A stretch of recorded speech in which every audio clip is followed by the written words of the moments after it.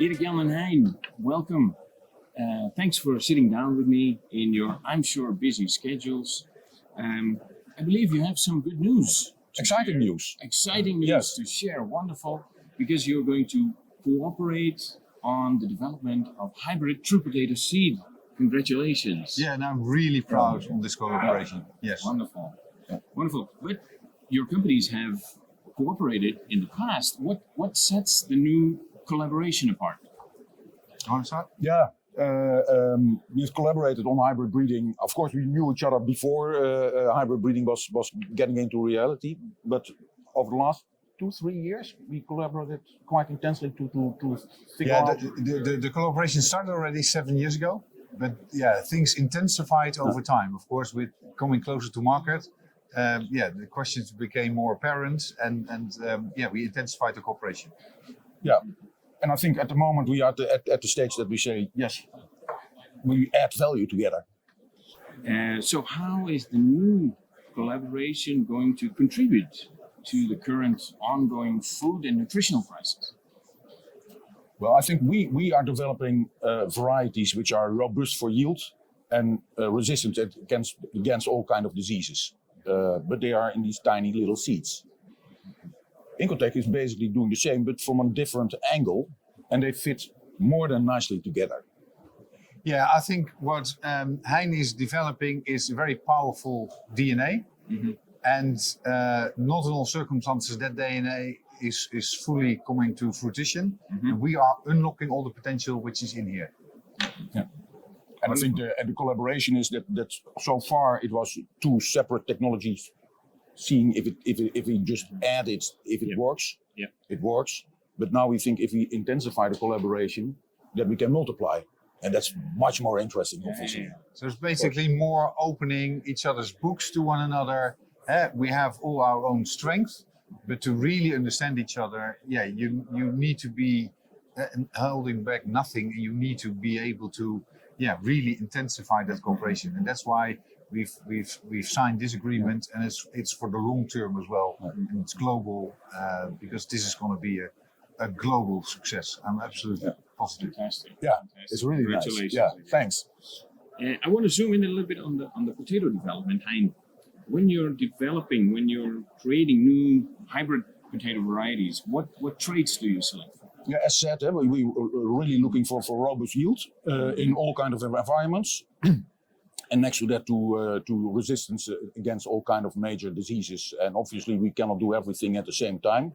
So there, also from that point of view, it's nice to have more instruments to tackle these big questions we are facing. So that's where the collaboration also adds value. And Incotec, of course, is a world leader in seed apply technologies. Yes.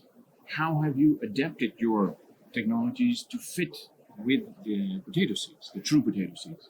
Yeah, we have experience with a wide range of products, varieties, and every variety, every crop is different. So we had to learn how the DNA responds to our treatment, and we had to adapt some of that. So, we have now customized solutions, and we will continue to improve. Because as Hein will improve his genetics, that might mean also changes for us. And because one change might trigger another, that's why it's also important to be really close to one another. But guys, potatoes are not only grown in Europe and in North America, they're grown all over the world. Also in remote areas such as Africa, Asia, South America. How is this collaboration and your innovation going to impact those farmers in those remote areas? Well, we think from the still a little bit early results we have now from the trials, is that the combination will decrease the risk for the farmer, especially in the first 2 weeks. And everybody knows that if you in the first 2 weeks develop a strong plant, it will improve yield anyway. And especially the tiny seeds, helping them a little bit with the power of Incotec in the early days of the seedling life, which is, we think, extremely important. Mainly also for the small farmers who lack the equipment to do all the other technical necessities. I think yesterday we talked about an example in Africa where a farmer goes on the bike uphill 15 kilometers carrying 75 kilograms of potatoes. And now it's just a small sachet. Maybe this is already enough instead of the 75 kilograms of tomato. So the life and also storage stability, etc. It's often used advantages for a lot of smaller farmers as well. Yeah. But of course, those farmers in those remote areas, they farm differently. Yep. How do the needs differ between those, let's say, different farmers, and how can this product help? Well, what we see is that the farmers, most of the farmers, not only don't grow potato in splendid isolation, they also grow other crops.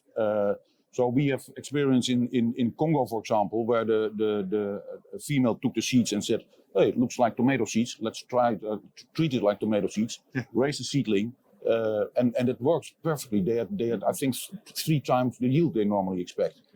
So if we can build on these experiences, treat it a little bit more like a vegetable, and that's where we also knew each other from and before we started Solynta, from the tomatoes at the Ruiter at that point in time. So we think it's quite a natural fit, and the adoption of farmers is relatively easy. But of course, de-risking, especially for smallholder farmers, is a very important trait you should incorporate. Switching back a bit to Europe, of course, there is the tremendously devastating Ukraine war going on with all kinds of side effects on commodity markets. Yep. How is this impacting the potato market, and why is potato such an important crop in this whole discussion? Well, I think rice and grain are excellent emergency because you can ship it relatively easy. But local for local, de-risk the system. Potato is excellently suited to de-risk the system because nobody is going to ship heavy tubers across the world. They grow everywhere in all climate zones with less water. They're more nutritious. So if you really want to improve food security, then producing local for local and very efficient, effective crop is probably one of the better answers. But of course, it takes a long-term view. It's not a rapid response thing. It's changing a system, and that takes a lifetime is a little bit exaggerated, but you get gray hairs from it. Yeah, sure. Luckily, you have more than a decade behind. Yeah, that's true. Yeah. Guys, of course, hybrid potatoes is something quite new. Yes. How are the consumers reacting to hybrid potatoes? Hein, maybe you want to. Yeah, that's a little bit early, of course, because basically we see the crop for the first time last year. Okay.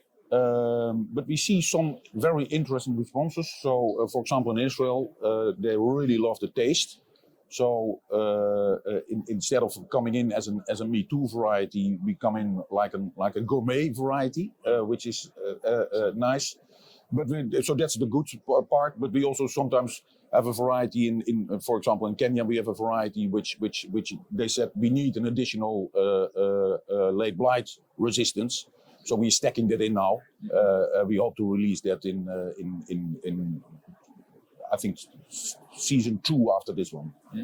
Exciting times ahead. Absolutely. Yeah. I think it's a challenge for you. You have so many opportunities and customers' needs or market needs, and what to develop first. But it's basically, this is so novel. You're like a child in a sweet shop. And there's so many sweets you can pick. Where to focus on first. Wonderful. Yeah. Erik, I want to switch to Incotec a little bit. Your optimizations Yes. towards true potato seeds, how are they impacting the potato value chain? Well, we are active in 8 countries worldwide, which makes it possible to be closer where the seed production is, to do also the treatment. And also I think an important element of this cooperation is that we will not be able to do that in-house, but we also open our technology to Solynta for Solynta to do it in their own facility using our recipes, our raw materials, our knowledge.